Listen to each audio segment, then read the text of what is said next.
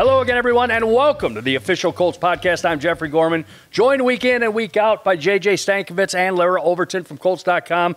The best media members in the NFL. If you're asking me, these two have the answer. So we've got a lot of stuff to go over right now, but guys, I just want to go with what's hot. And it's not the Broncos offense right now. We'll get to that. I'm talking about Anthony Richardson, the final drive. What did this do to this young man's career for taking steps up of this mantle that he does for a young rookie quarterback? JJ, we saw it out there. I'm going to start with you. 19 plays, 80-yard final drive. We saw it. Wow, what are they going to do? Are they going to kick it and go to overtime? No. Shane Steichen rolls the dice, goes back to his big horse like that. How important was that final 3 minutes or 2 minutes of that football game for the growth of Anthony Richardson and his leadership? I think it's big for Anthony's growth, but I think it's bigger for how the team views him. You can see the belief that those guys have. You can hear the belief. Lara, you were in the locker room too, just like talking to guys about Anthony. Everyone in that locker room, whether you're on offense, you're on defense, just you can sense that they know, hey, if it's the fourth quarter and we got a shot to win the game, 5 is going to go down and give us a chance to do it. And that is such an empowering thing for that locker room. And I wrote this after the game. Like, this all offseason, all we heard was that Rams game. Remember that Rams game? Well, now we've had two instances this season in the last 3 weeks of Anthony being showing that Rams game was not a fluke.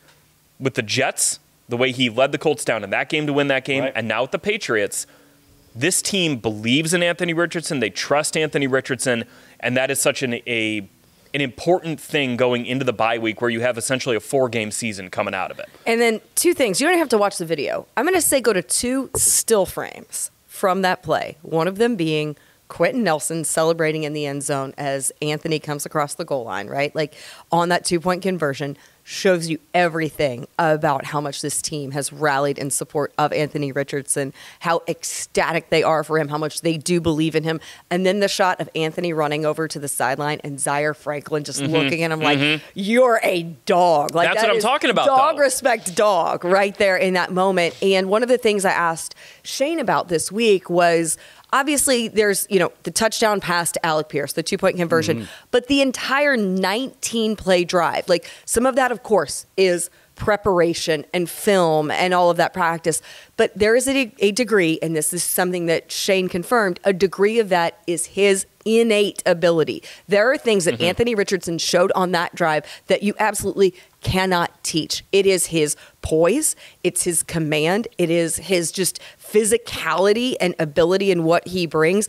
And those are the type of performances that you can build from as a player and as a leader in this locker room. And you're going to go back. You might be down in a game. You can draw upon those experiences, be like, hey, we're not afraid. If we need to come back against Denver, if we need to come back in one of these critical games that we have moving forward, hey, we can draw upon this experience, rally together, and we have the confidence in the guy under center to be able to do it, because that call, Shane Steichen says, that was a gut call, for him to go for it in that situation. It was, analytics aside, no matter what it says, but there are some analytics that say that that's the way to do it, right? That's the more effective plan of action. But I think in that situation, this was Shane looking at the guy who he has and being like, these are the situations that we brought you here for. You're not going to stop him on that play.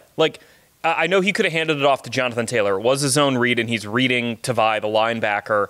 If Tavai crashes down, he hands it off to JT, and JT probably walks in for the game-winning score. But in that moment, you want the ball in Anthony Richardson's hands, because at 6'4", 244, with his power down there, you're not going to stop him. I likened it to, and this is, I'm not trying to make this comparison directly, but how many times did we see Cam Newton do that in his career? Where it's like Carolina's got the ball on the 1-yard line, and it's fourth down. Do. You know exactly what they're going to do. He's going to run it, and you can't stop it. It doesn't matter what you do as a defense, you're not going to stop it, is such a empowering thing. So when Shane says it was a gut thing, his gut's just give the ball to Anthony. Let Anthony have a chance to go win the game, because he's going to do it from that down and distance.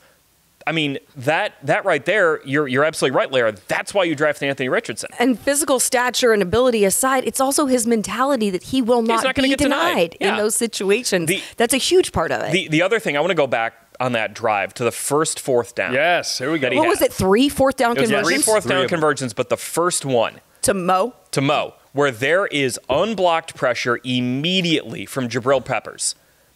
How many times does a quarterback take a sack on that play? Or he just panics, get rid of the ball? The Colts tried to run a man-beating mesh concept where you kind of the goal was to have Michael Pittman Jr. kind of fly free with Mo Alley Cox coming across the other side.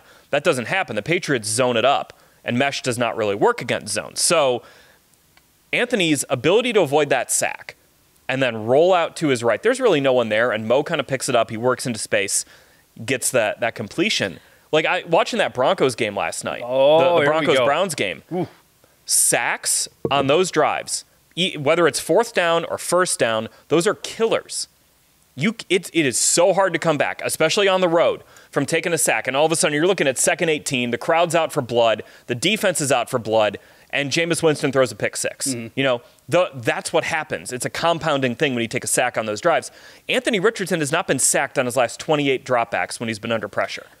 And it was 3 backup linemen this past week, too. Yeah, who played great. I mean, Mark Lewinsky, a guy who obviously has great familiarity with this organization, but he was signed onto the practice squad less than 2 weeks ago, active roster, right? He steps in. You got Danny Pinter playing his first game since the preseason in Philadelphia last year when he broke his ankle.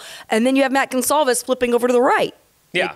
Unbelievable. But even then, I mean, they're going to allow pressures. It's going to happen. You can't have a game where you don't get pressured. That's just not realistic. Anthony's ability to not get sacked on it is now becoming that to me. When I think about these fourth quarter drives, that's kind of where I start. He gives you such a floor of like, we're going to have a shot at success because he's not going to take a sack on those drives. He might have to throw it away. But you know what? You can live to fight another down if it's 3rd and 10 versus if it's 3rd and 18. In those situations. And that's where I start with Richardson. And it's something we knew about him coming into his rookie year. This was on his profile at Florida. He doesn't take a lot of sacks. Mm-hmm.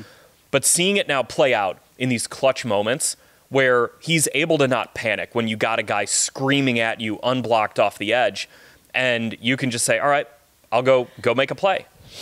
Can we go back to Monday's presser with Shane? There was a really funny moment in which did you ask him? Someone on the Zoom call asked about, have you ever been a part of a game-winning 2-point conversion? Mm-hmm.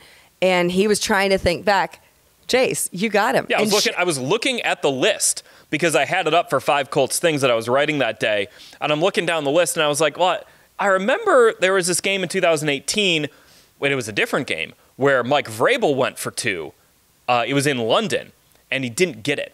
And it was like this whole blow up. Oh, Mike Vrabel, what an idiot. What a stupid decision. And it's like, no, he's being aggressive. And it turns out that's kind of who he was as a coach and wound up building a great program there. Yeah. But then Shane forgot about Phillip Rivers hitting Mike Williams for a game-winning 2-point conversion against the Kansas City Chiefs that year with under 30 seconds to go or whatever it was. So I asked my question to him, and then I was like, hey, Shane, also I got you. Like, you were a part of one.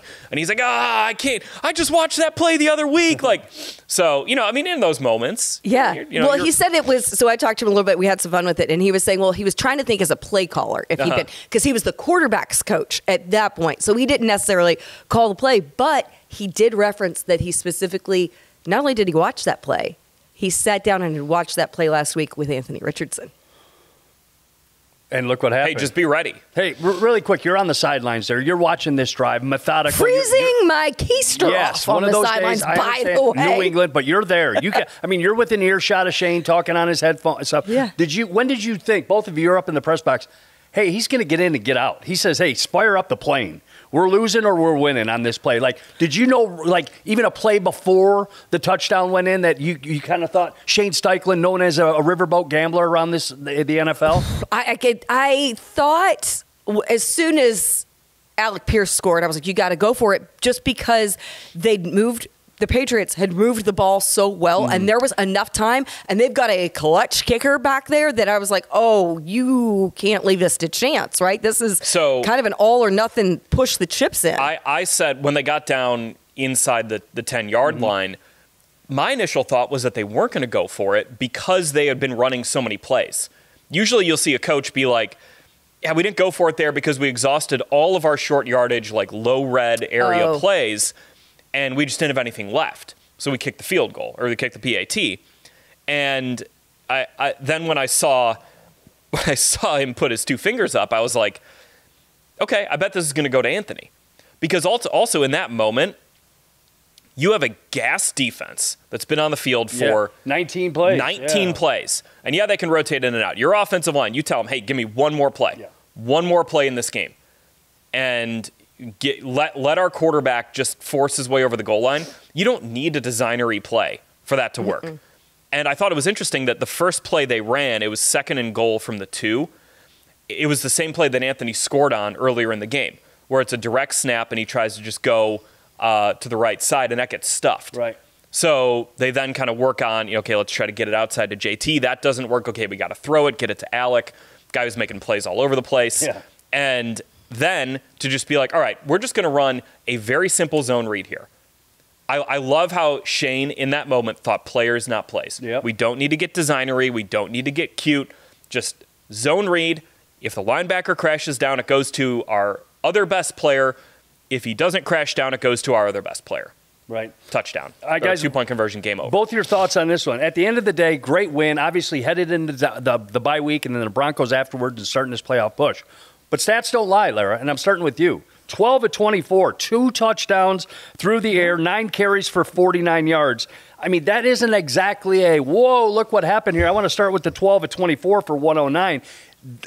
This needs to pick up. I know we're not going to run the wheels off this guy, but obviously I like the fact that he's going back there 24 times to chuck it up.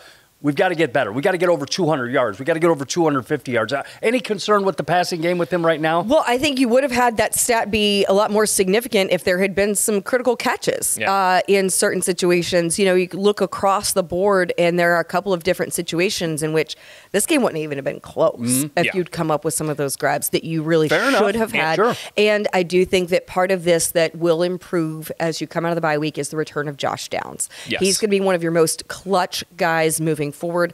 For this game in particular, it was really, Michael Pittman Jr. and Alec Pierce. Also, you got to throw, Mo in there, had a big grab, Drew Ogletree in situations. Will Mallory.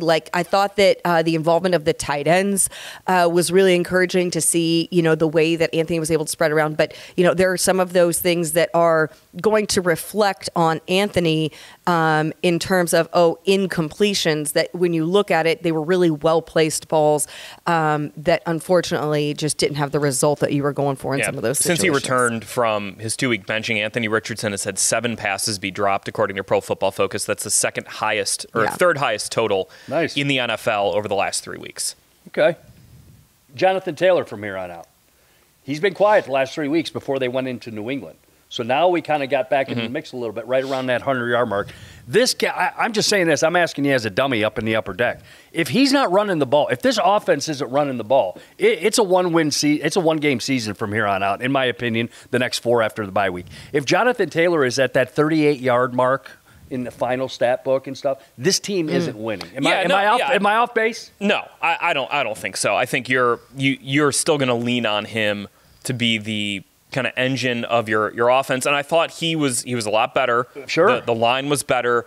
I liked how he ran downhill a couple times in that game. And, just, hey, let's get 4 yards here, just get an efficient gain on first down. But, I mean, you're right. If Denver's able to hold Jonathan Taylor under 50 yards or so, that's a tough proposition to go into that joint and win a game that you need to win to stay in the playoff race. I probably agree with you on that one. I thought we saw good patience, though, from him in a couple of situations. Yeah, he's got a good feel for it. He let things really open up with that offensive line. So it's going to be interesting, to see what you do now if some guys get healthier coming out of the bye. If you have some guys back in the rotation, sounds like a good chance Ryan Kelly might be back out of the bye. Right, of course. And then Tanner Bortolini as well. We'll see what's going on with Braden Smith after this. But one thing that we learned was Tony Sparano does a really good job of rotating guys in throughout the course of the week so that all of even, your second tier guys and your backup guys are getting some run with your first team offense.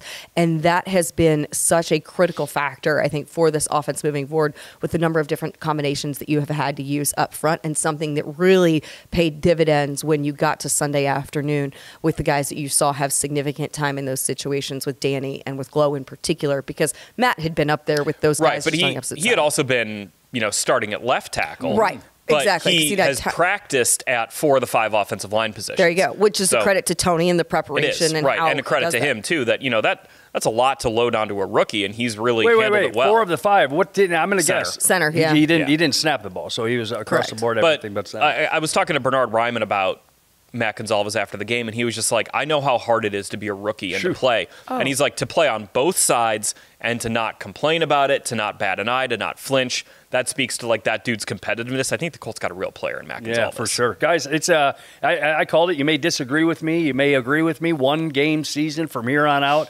We saw it last night. I want to talk about the Denver Broncos game and the importance of that. Yeah, let's coming talk out about of the it. bye week because we are on the road there. JJ, my thing is this. Colts fans, listen up. We lose this game in Denver. You've got to hope for a Wizard of Oz type of turnaround Yes, with the luck of 1,000. right. You know what I mean? You want to play that game real quick Do it, because yeah. I've been working on it today. Sure. I was just like, okay, out of curiosity, if the Colts lose this game to Denver, they're 3 games back of the Broncos with 3 games to play, and Denver is the head-to-head tiebreaker. Okay. However, in the event of a 3-way tie, 3 or more way tie among 9 and 8 teams, the Indianapolis Colts will always prevail out of that Really? tiebreaker because of the conference tiebreaker. Hey, that's interesting and a So bonus. now, look, you're talking about a Wizard of Oz thing. Yeah. To get a 3-way tie of teams that are going 9 and 8. You better be rooting for the Dolphins. You better be rooting for, I guess, the Bengals. Yeah. You better be rooting for the Ravens to collapse, the Chargers to collapse, the Broncos to collapse. Let's not play that game. No. Let's play the game of we beat the Broncos, then all we have to do is be 1 game better than them down the stretch. Or Jeffrey, we got to be 3 games better than the Houston Texans down the stretch. Wait. If they go 1-3 from here on out and we go 4-0, We win the division. Isn't that stupid? I mean, not crazy. stupid, but isn't that crazy to think, Ike? Well, one thing, too, to look at for Denver is the stretch that they have in December. So, obviously, you have the Colts first, but then they have to go to the Chargers. Yep. Thursday night. Play at Cincinnati. Yep. You finish up the season at home against Kansas City. And also, another team you should be rooting for right now, the Buffalo Bills. yeah, Buffalo to Bills. keep the heat on the Kansas City Yeah. Chiefs, because if that game is for the 1 seed, Kansas City's not Can't backing afford to off in rest. that game. Yep. No shot. You're No. going to get some little Mahomes magic. He's probably going to scramble for 45 yards, get right. shoved out of bounds, get a 15-yard penalty, and whatever kicker they have that week is going to hit a game-winning field goal or something like that. Love it. Oh, meanwhile, the You want to talk about the Texans that's schedule? that's exactly. So they have. That's what I just went to. You're reading my mind. We are locked in right here.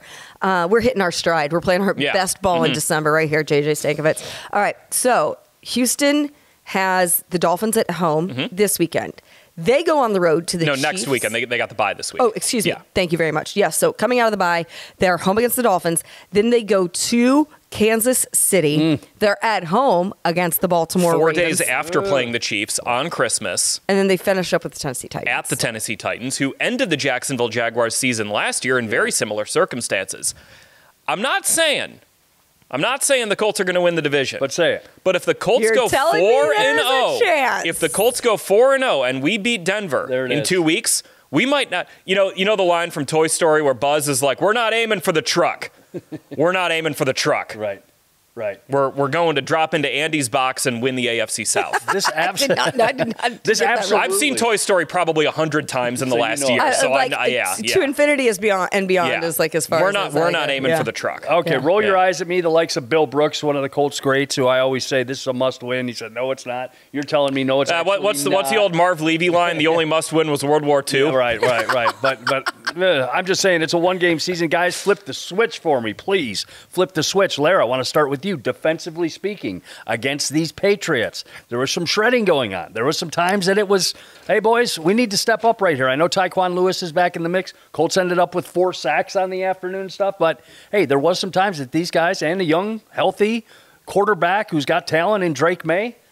Where are we at with this defense going into what we're talking about, that must-win scenario for the next 4 weeks? Well, I thought you gave too much to Ramondre Stevenson in Yeah. that situation. They really built heavy momentum off of that, and that created the opportunities for Drake May. Drake May is going to be a really good player. Yeah. Yes, in he this is. He's going to be a very He's going to be a gonna be a really very good player. He's going to be a problem for a lot of teams for a long time. It looks like with what they're doing there.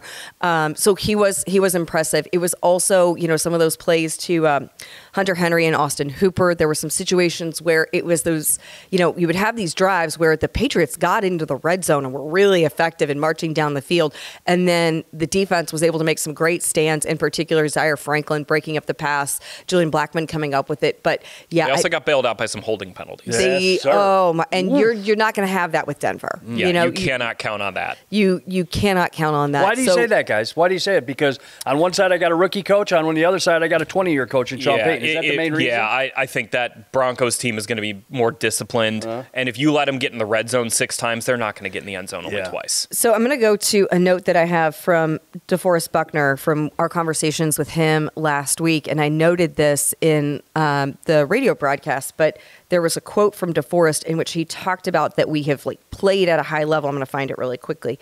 Here we go. We need to do a better job with consistently playing at a high level throughout the entire game. And what he was kind of referring to was coming out of the Detroit game, there were certain situations that you forced them into some 3rd and longs, but then they converted. Right. And you weren't doing enough in the critical situations. You'd be really good for a stretch of time, and then you would let up and allow them to capitalize in certain situations. So for me, this is where, this is the time to do that as a defense. You've had flashes. Now you've gotten much healthier, in the last few weeks, getting some guys back. So now you have to really capitalize on what you're able to do. You're going to have to come up with some takeaways.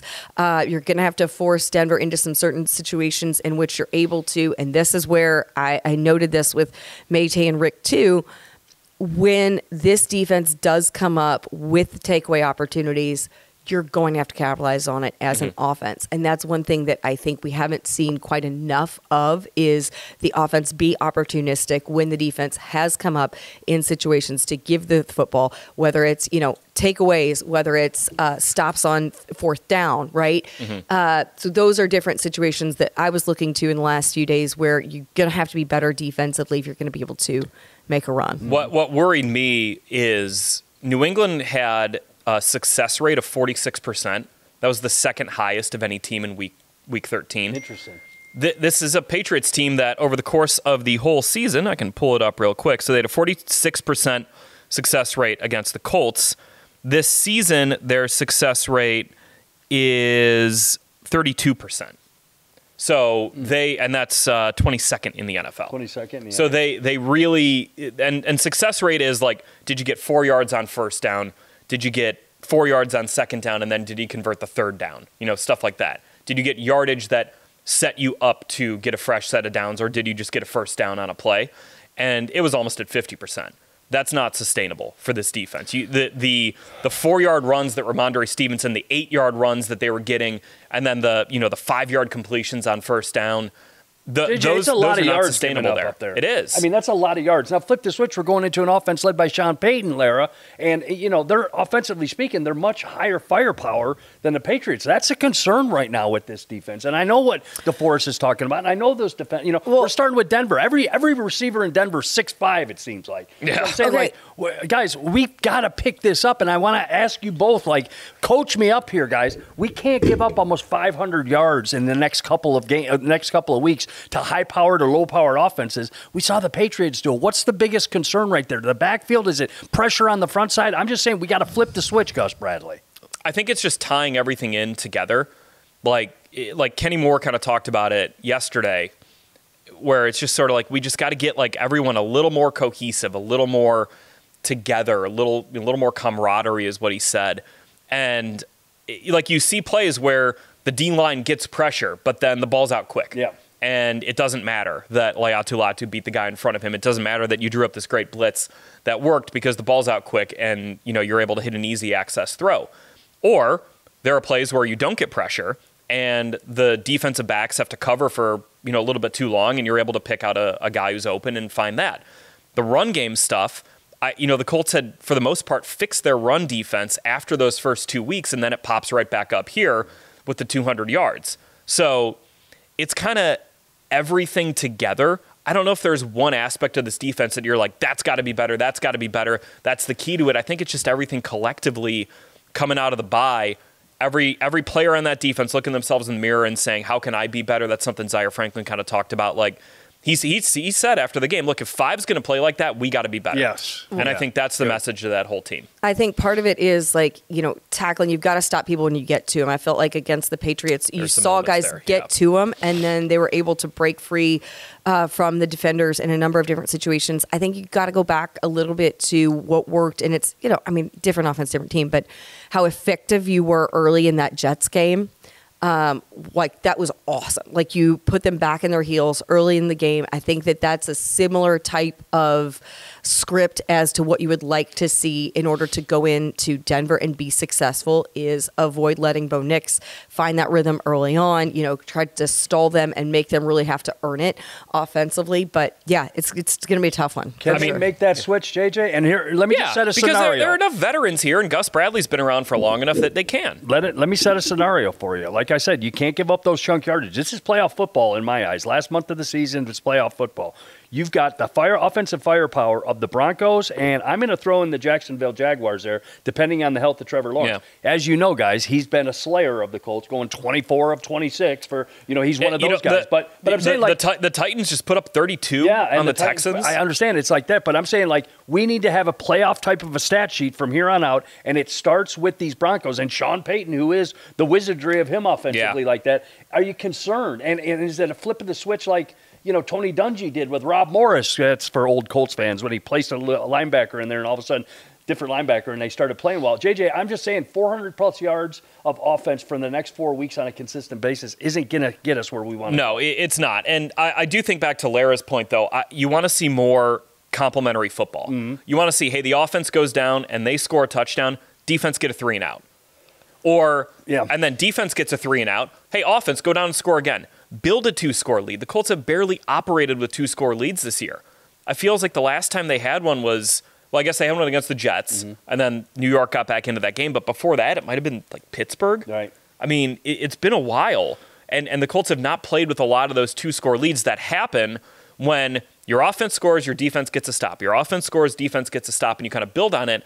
It's kind of been offense scores, defense allows a score. Yeah. And then offense gets a 3-and-out, defense gets a 3-and-out, offense can't really pick it up. It just hasn't been cohesive enough. The mesh needs to happen. Right, it does. And that's how you win playoff-type games in December. I'm just a guy in the upper deck. Hold on for a second. We have 3 of the top 5 tacklers in the National Football League, in Nick Cross, E.J. Speed, and Zaire Franklin. Is it still top 5 after last week? Let me pull it up real quick. I'll cover my bases. Top 10. These 3 guys in the top 10. Lara, is that a concern? These are great football players that would start on any team. I'm not saying that. Yes, 3 of the top 4, by the way. 3 of the top 4. Is that a direct thing of time of possession? These guys aren't leaving the field? Yeah. Or is this like, hey, I know they're damn good football players, but guys, we have 3 in the top 4. Right. I think that, you want to see that be a little more distributed throughout, right? It's you've got a couple of guys who are that kind of all feasting in those situations. I think you want to get more of that pressure up front because you're getting too deep into your defense for a lot of these situations, where those guys are making the stops, right? It's your last line of defense back there. So being more effective kind of at the line of scrimmage right up there in the trenches is a factor. Yeah, the Colts have also faced more plays than any team in the NFL, 873. The next highest is Denver at 843. So we're talking about a lot of plays the Colts defense has been on the field for, and those guys have to make the plays. Yeah. I don't want to diminish that you've got 3 guys with over 115 tackles, but at some point, you would like to just, hey, maybe we don't have to make 10 tackles on this drive. We just get off the field on 3rd down. Or we don't have to make a bunch of tackles because the offense that we're facing has to throw it a bunch now because we have a 2-score lead. Something like that. Right. Well, guys, this bye week is going to come, for both of you guys as well as this football team. If you can give me your thoughts on how important a bye week is late in the year where we're at right now. Do you like the timing of this? Obviously, it's here now, so we're like, thank goodness. But could we have used this in week 6? Oh, my gosh. What do we think? Because when you look at a lot of other teams, you at least got a Thursday night game. Every other team that has a week 6 bye had a Thursday night game, except for the Colts. Every other team that had a week 6 bye. No, sorry, that has a week 14 bye. Week 14 had a Thursday night game. Huh. So that would be the Ravens, Texans, Patriots, Broncos, and Commanders all played on Thursday night. Okay. So they had that little mini bye to get a little bit of rest. You do a little bit extra self-scout. Colts have not had that. It's been every Sunday for the last 13 weeks. What's the schedule this week? What did Shane do with his players, Lara? Talked to him about that for Colts 360 this week. He gave guys the entire week off. Okay. So now that means that there are no meetings, anything like that. Guys have been in the building. They're getting treatment. They're doing certain things. And also, while they have been given the command to obviously rest, enjoy some R&R, get away if maybe that's what you want to do, you're also to a degree staying, a little bit locked in. You still want to be, staying up on things, refreshing yourself, going back and looking things over. So yes, it is a week away, but it is not a week completely off. You're still going to stay on top of a lot of those type of things. I know that some of the guys, got out of town, which is always good to have a change of scenery, whether it's you go someplace warm to just kind of kick back for 2 or 3 days, or you go and you visit family, whatever you need to do. This is a recharge completely for this team because the stakes that they are. You've had to fight so hard to put yourself in a position to play meaningful football. You've had no easy wins this year. You've had no easy wins. You've not been able to breathe. This is so needed, but then also don't do anything to be a detriment to how hard you've had to work to get to this point. All right, guys, let's have some fun a little bit. It's getting towards the end of the year. Pro Bowl and All-Pro voting will come out. Pro Bowl. Let's just stick to Pro Bowl right now. Obviously, the writers aren't the ones, but we're loaded. We talked about 3 of the top 4 tacklers in this league wear the horseshoe. I'm saying like this. Is it too early to talk about some Pro Bowl nominations from this roster and who you would like to see and why? All right, let's start with Zaire Franklin. Okay.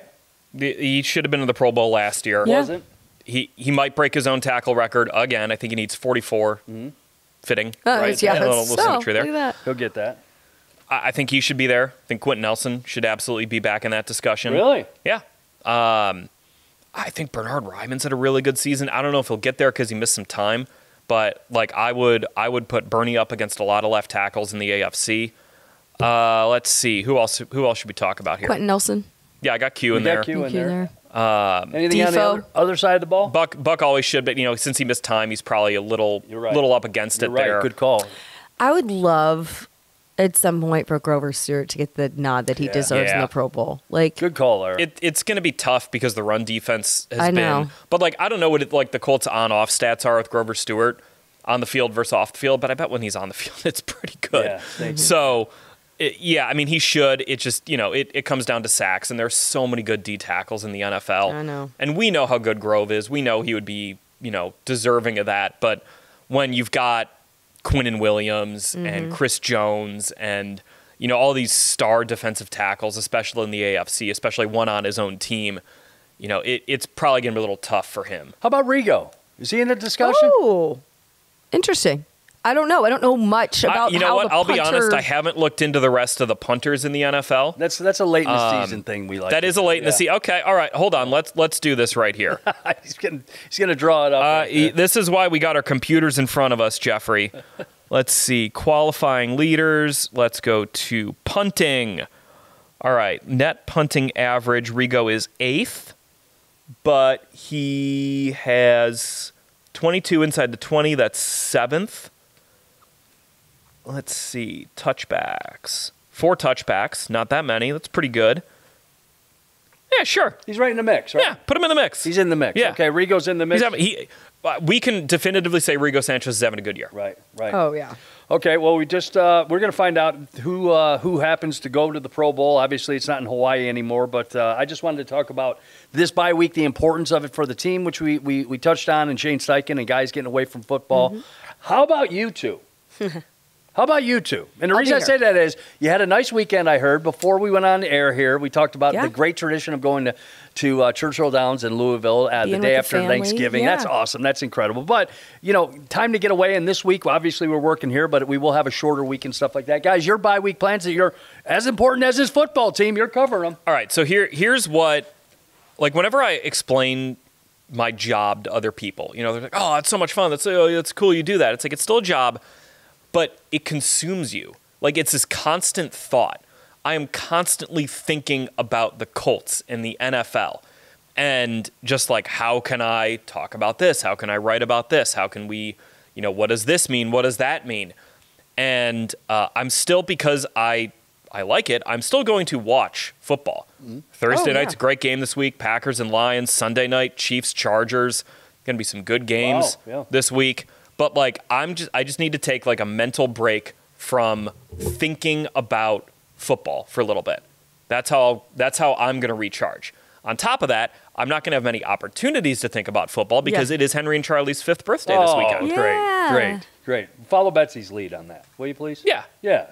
She's a good bye-week, leader of stuff. She kind of leads you along a little bit. Oh yeah, I'm a willing participant. No, of course, but I'm this saying, isn't you're zoned in on football for 20 weeks out of the year like that. Right. Now you're getting a break off. So that'll be fun. It'll be fun. We're gonna do a little like Ninja Zone party and then have some people over at the house, and then we got breakfast with Santa on Sunday. So that's a big deal. Got to tell the big guy who we want for our Pacers jerseys that we're going to get this year. Okay. Yeah. So that's going to be key. See if the big guy delivers on that.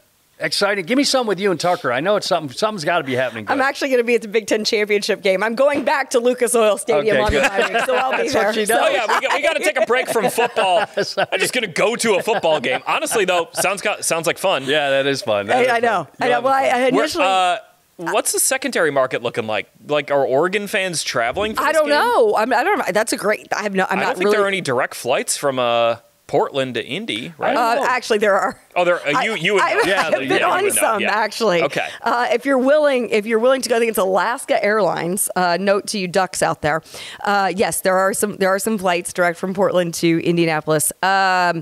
Secondary market. That's really interesting. But also, when I made these plans, I was like, all right, I'm going to will the Hoosiers into it. That's what I was really thinking was going to happen. Might be a good thing they didn't make it. Yeah, it's all going to play out the way that it should. But yeah, very excited to be there.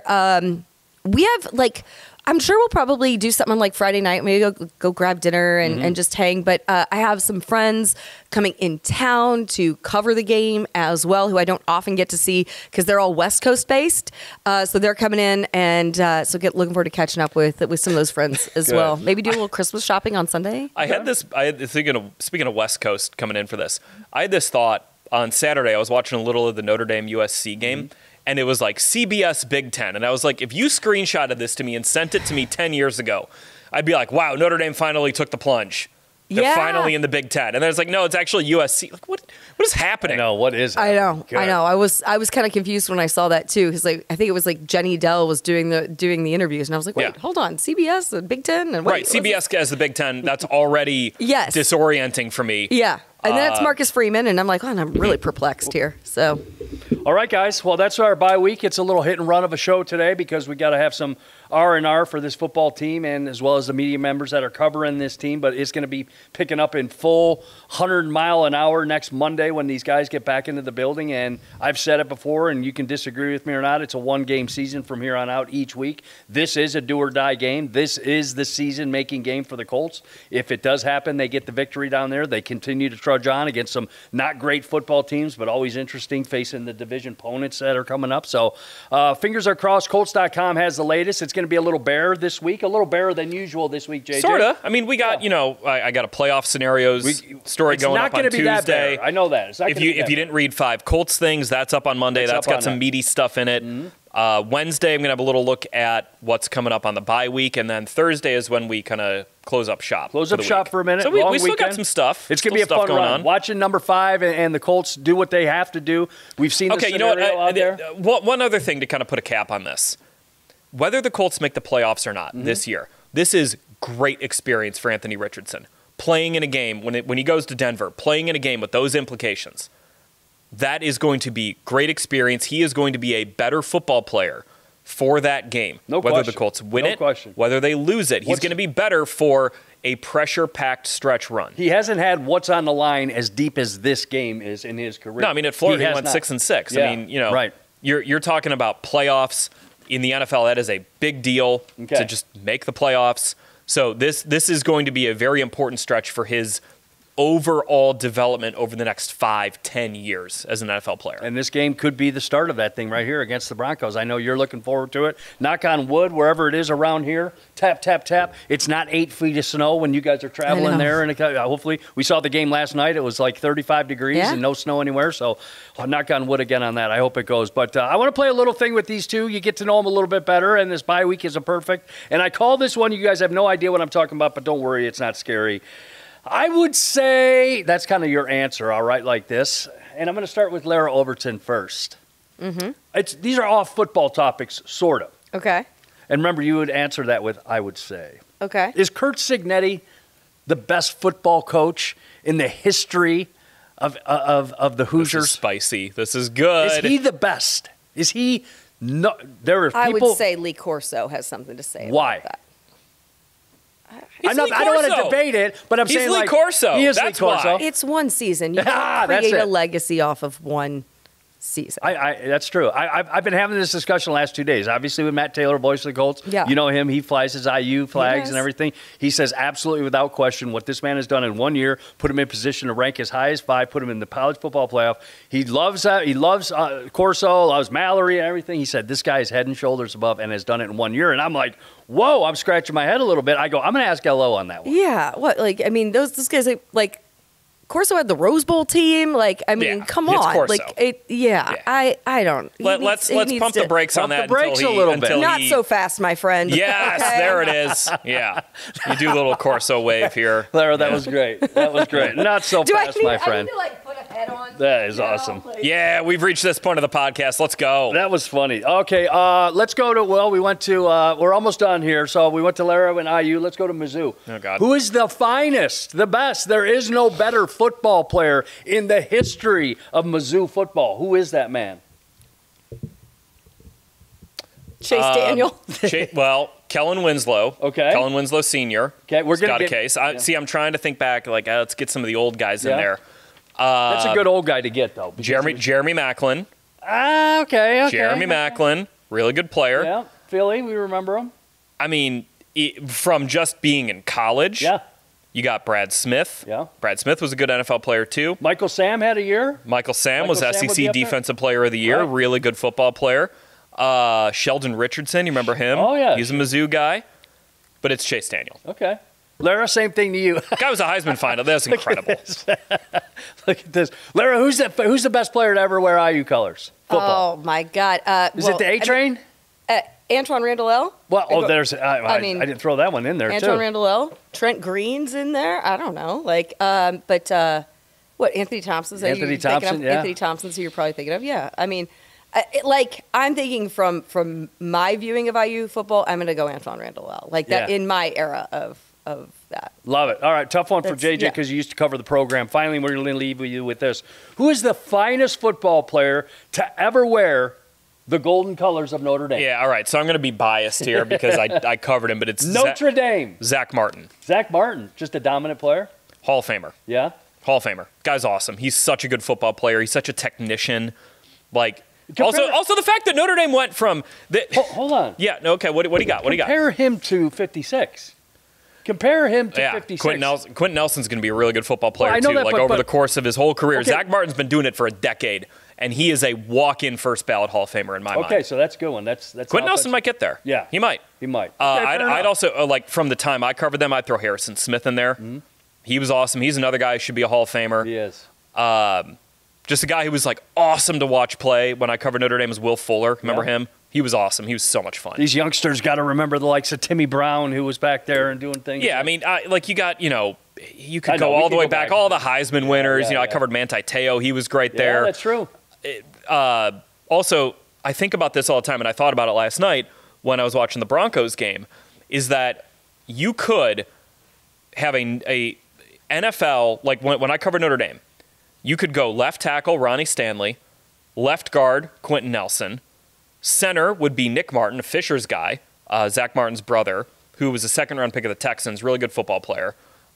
You could go right guard Zach Martin, and you could go right tackle Mike McGlinchey. Oh, McGinty played last night, didn't Yeah. he? Mike McGlinchey, the That'd be the cousin of best Matt offensive Ryan. line in the NFL. Is that right? It is, Yeah. yes. Larry, That'd be the good best pull. offensive line in the NFL in like 2019, 2020. Right. And it's like not even close. I love it. I love it. All right, I've just been around great offensive lines. This is what you get in the bye week. We're talking about offensive Yeah. lives of Notre Dame, the greatest football players in IU history. Lara, I appreciate the time. Go get yourself a rest. Sleep in. Yeah. Same thing with you, JJ. Have a JJ and I'll Sleep probably in, do a sure, couple good luck, workout yeah. classes together. There you go. Yeah. Friday, Saturday, Sunday. Yeah.